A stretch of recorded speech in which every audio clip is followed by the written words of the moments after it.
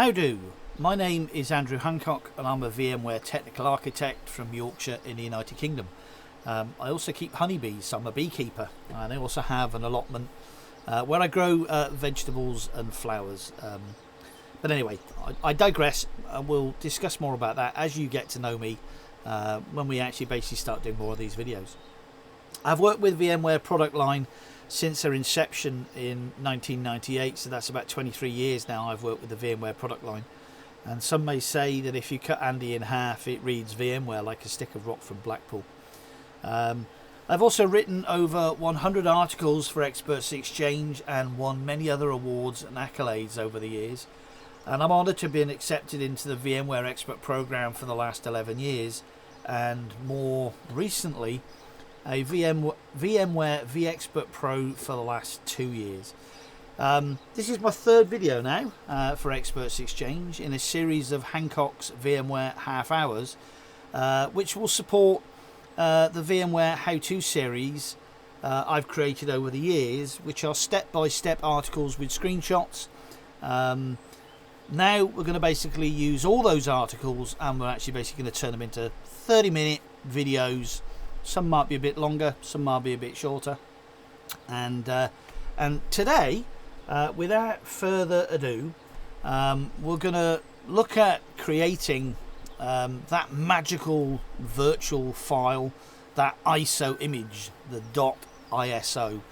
The reason we're going to create this is so that we can actually basically upload it later to a data store and attach it basically to a virtual machine, to create a virtual machine on the VMware vSphere Hypervisor 7.0 U2, which we installed previously in part 1 and part 2.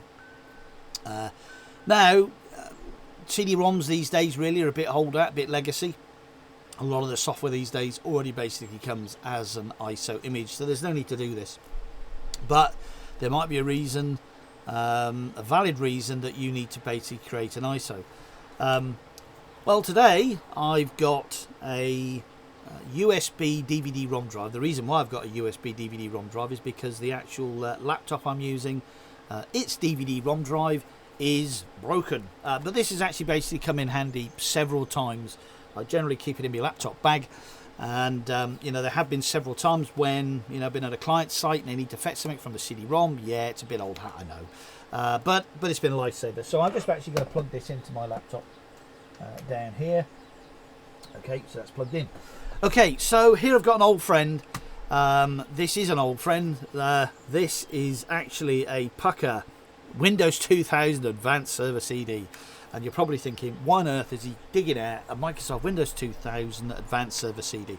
Well, quite simply, we actually have some legacy work to do later today, later next week, on a particular machine that currently is still live and in production with Windows 2000, that actually basically runs a fabrication process, and the client basically is not going to change all the hardware that's actually basically associated with this production machine, which is basically being driven by an application which is installed on Windows 2000, and that's really not for me to force them otherwise. So basically, CD is a CD into the DVD-ROM drive, and we're going to follow this article that's on screen, which is at Experts Exchange, and I'm going to put that link in the steps so that you can follow it.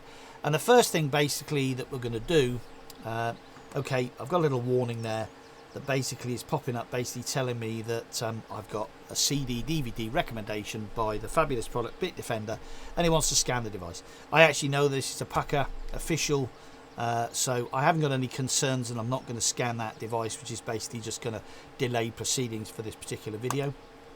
And I'm actually basically going to download Info Recorder. I have actually already downloaded Info Recorder. There are many other applications available. So I've already downloaded the application, IR053_x64.msi. So I'm just going to basically very, very quickly install this particular application. And this is not rocket science. So I'm just going to basically click next. I'm going to accept the license agreement. And I'm going to click next, You can actually change the program file location if you want, but I'm just going to accept the default and click next, and followed by install. Yes, I do want to make some changes to my system, my operating system. And okay, we're finished. Okay, we're done. So we've installed Info Recorder. As I said, there are many other applications available that can read, write, and create you an ISO, but I'm just going to use Info Recorder. So we're going to start Info Recorder up. Info Recorder. It's loading device capability, so it's doing a little bit of a scan to see what devices are available. So we've done the prerequisites, but just to remind you again, we're going to use Raymond Lin's MD5 and SH1 checksum utility that we looked at and covered in part 1, you may remember, where we downloaded the ESX702 ISO. Well, we downloaded 2 actually. We downloaded the generic vanilla, we downloaded a Dell version, and we actually basically used the MD5 and SH1 checksum utility basically to generate some signatures and to compare them with the published values that are available on the VMware website. Okay, so we've covered step 2, we've installed Info Recorder, and basically we're now ready to create our ISO image. So I've already inserted the CD into the CD-ROM drive, DVD-ROM drive, and I'm going to click read disk. Okay, so it's showing me there D. Now D is for DUF. D is me DUF one, which is internal in the laptop, so I'm not going to use that. I'm going to use the E drive, and I'm going to select a location to write the file. I have an ISO folder already, so I'm just basically going to pick a file, Windows 2K0 AD for advanced, and I'm going to click save, and I'm going to click OK. When I click OK, it's actually basically going to start reading the disk. This can take several minutes, and the fact that I'm using a USB based device, it's a little bit slower as well.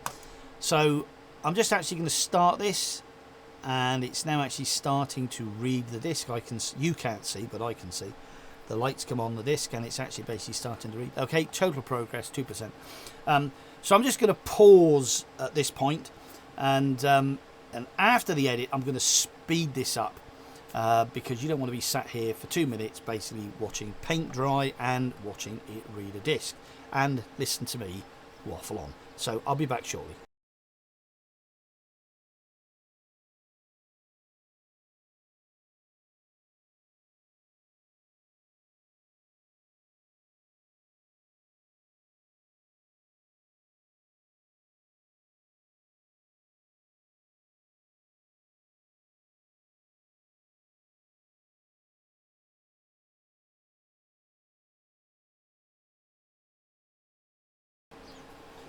Okay, it was several minutes. What a surprise. Okay, so we've now created our ISO. We have a file, image of our Windows 2000 Advanced Server CD. So I'm actually basically going to start the MD5 and SH checksum utility, and I'm going to browse